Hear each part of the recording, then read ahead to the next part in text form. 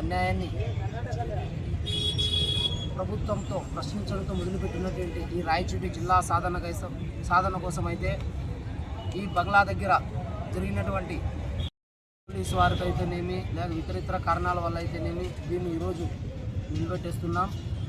ఇందుకు ప్రజల తరపున మేము కూడా కొంచెం బాధపడుతున్నాం. ప్రజల సమస్యని ప్రభుత్వం మెడలు వంచి ఈ జిల్లా సాధించే కోసం నిరంతరం పోరాడతామని, అదేవిధంగా రాయచోటి ఏదైతే ఇప్పుడు అప్గ్రేడ్ మున్సిపాలిటీ అయితే ఉందో కానీ పన్నుల పరంగా అయితే మేము పన్నులు అప్గ్రేడ్ పరంగా కట్టాలి.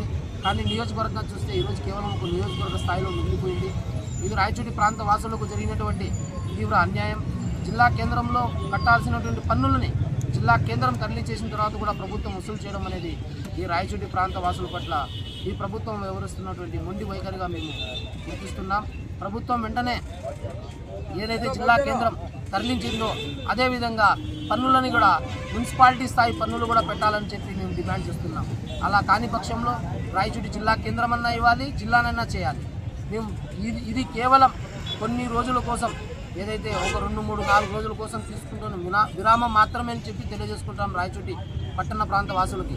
భవిష్యత్తు రాయచోటి జిల్లా సాధనకైతేనేమి, రాయచోటి ప్రజల అవసరాలు తీర్చడం కోసం అయితేనేమి, రాయచోటి ప్రాంతం నుంచి తరలి విన్నటువంటి ఏ కార్యక్రమాలు అయితే ఉన్నాయో, రైల్వే లైన్ అయితేనేమి, యునాని మెడికల్ కాలేజ్ అయితేనేమి, అలాగే చాలా వరకు కేంద్రాలన్నీ తరలి వెళ్ళాయి.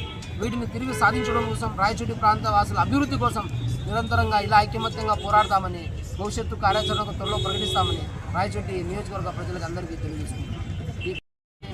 పోలీసు వారికి అయితేనేమి, అలాగే మీడియా మిత్రులకి, పాత్రికేయులకి, ప్రజానికానికి అందరికీ పేరు నుంచి మేము కృతజ్ఞతలు తెలుపుకుంటూ సెలవు తీసుకుంటాం.